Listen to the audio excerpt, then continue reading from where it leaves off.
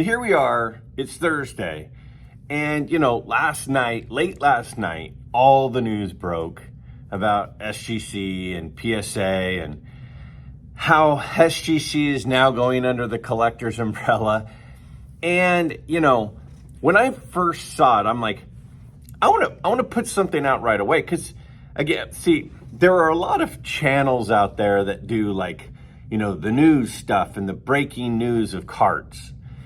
That's never been kind of my thing. But one of the things that I talk about all the time are the grading companies, the pros and the cons of each of the grading companies. And I've talked for a long time about how the competition between the grading companies is good for us. How I've said, I want SGC to do well. I want PSA to do well. I want Beckett to do well. I want them all to do well, because if there's competition, it's good for us. And ultimately, I'm an advocate for the collector. So as soon as that Darren Ravel tweet went out last night, I didn't read anything. I didn't look at anything. I literally saw that tweet, assumed it was real based on the fact that he has, a lot of credibility. And I immediately went and I set up my phone, and I just started talking about what could that mean? And that was my initial video last night. And it was just kind of like, oh my gosh, what does this mean? Does it mean this? Does it mean that? Does it mean? And I said, hey guys, there's going to be details that are going to come out. And when the details come out, we'll talk about it. Now I can promise you guys that I'm not suddenly going to become the breaking news site for, all things sports cards. There are very few breaking news that affect the vintage card community. So this is a very rare one. That said, I did want to give my immediate reaction before I started hearing some of the other opinions and things. And when I did that last night, when I posted last night my initial reaction, I also knew that I would follow it up today once more information had trickled out.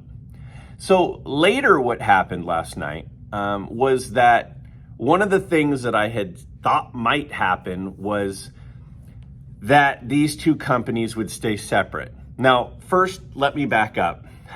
One of the things a few people have said is, oh my gosh, how could you think that it's PSA that's buying out SGC? It's not PSA, it's collectors. Trust me, guys, I'm well aware. So there is a parent company, Collectors. It was Collectors Universe forever. Collectors is the parent company, and they have a bunch of companies underneath their umbrella. And a very, very big piece of that company is PSA. Now, when I share the announcement and when I share my initial reactions, I'm not going to say Collectors buys SGC, because that doesn't really hit home as much. Basically, now, instead of PSA and SGC being arch rivals, they're now owned by the same parent company. So they're now brother and sister, or brother and brother, or sister and sister, or first cousins. Trust me, I'm aware of Collectors being the parent company. So let me kind of put that aside. Now, one of the things that a lot of the comments that were rolling in were saying is, this is terrible. And another series of comments that started rolling in was, this isn't that big a deal, because another tweet that came out last night was information that the companies were going to stay separate entities and just be under the Collectors umbrella, which is one of the things that I kind of hypothesized last night in my initial comments was, are these going to be kind of like how, Disney and ESPN are separate companies within the same company? I thought that might be the case. But before I gave my reaction this morning, I wanted to make sure that I had a little bit more concrete information. So I was going to kind of wait until I heard something from PSA or SGC. Well, then on my drive in, I get a text message from Adam at Splendid Sports Cards.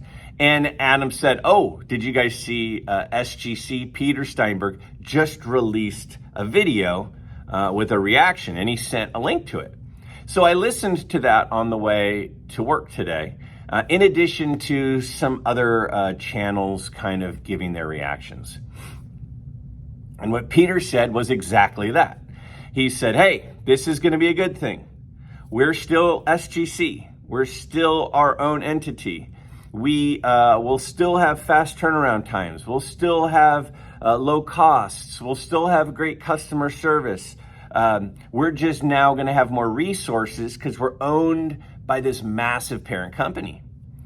And I think that Peter's a very likable guy. The guy, the CEO of SGC, he's a very likable guy. And he said all the right things. I mean, he clearly said all the right things. But still, I have concerns.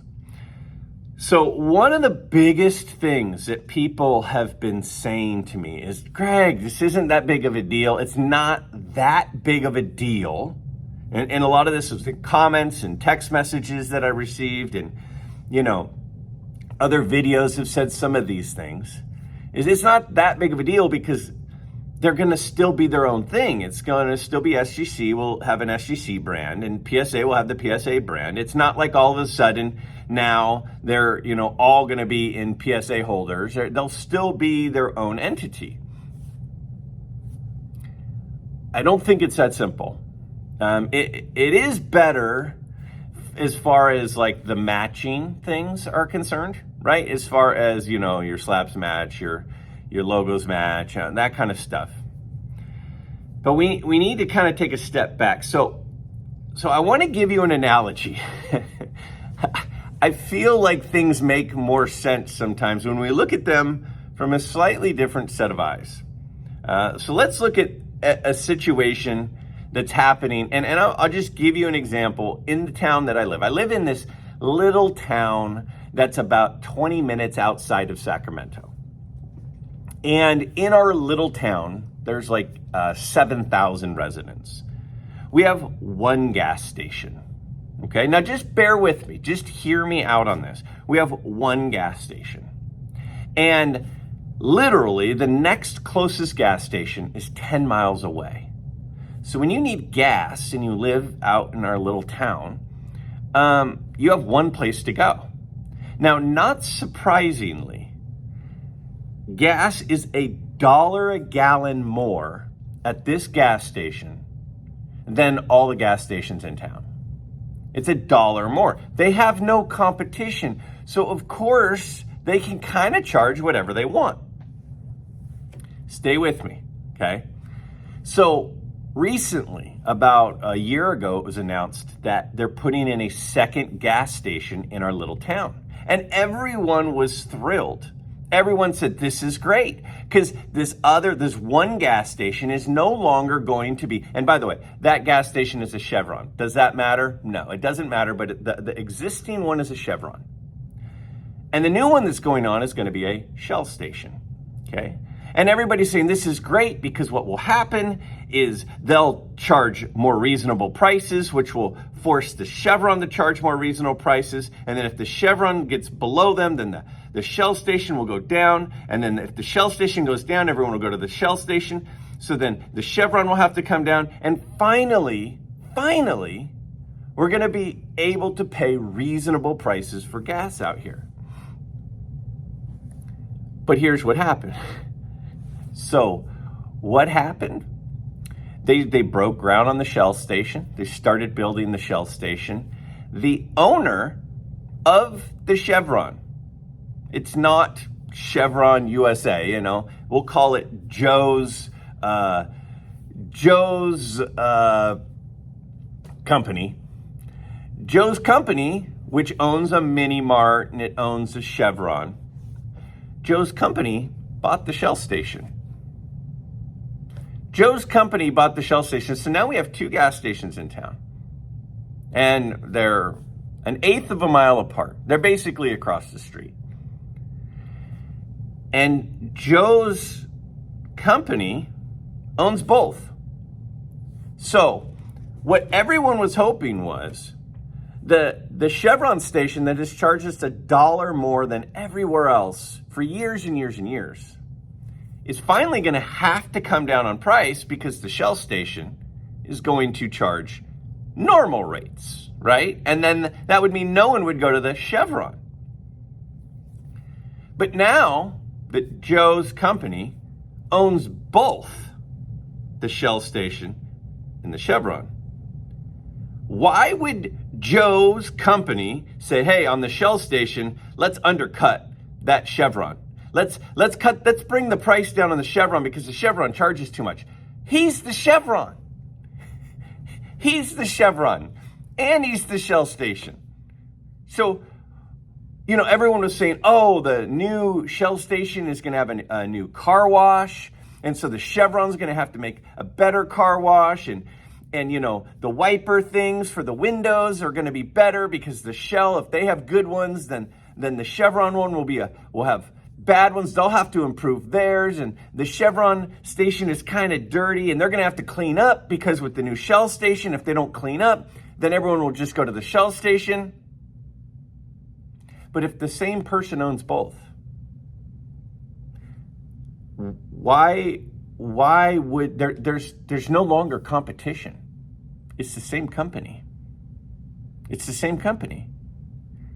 It's a Shell station and it's a Chevron station, but they're both owned by Joe. And Joe is not going to undercut himself, right?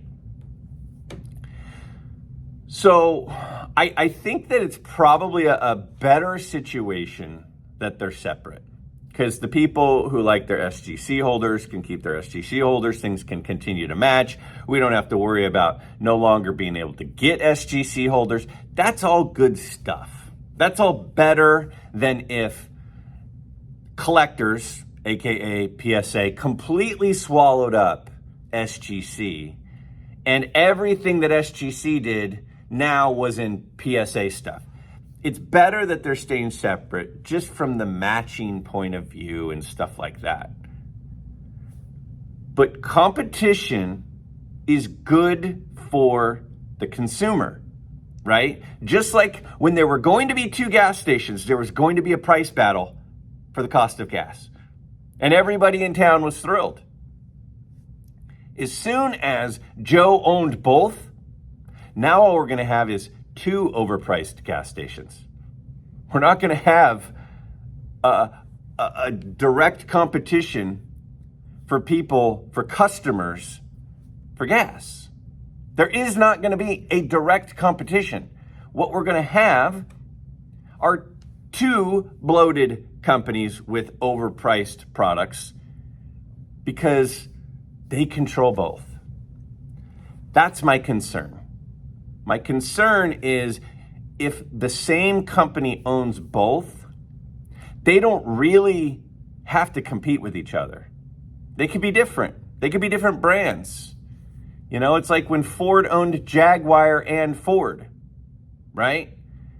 The Jaguar didn't really compete with the Ford because they're completely different types of products.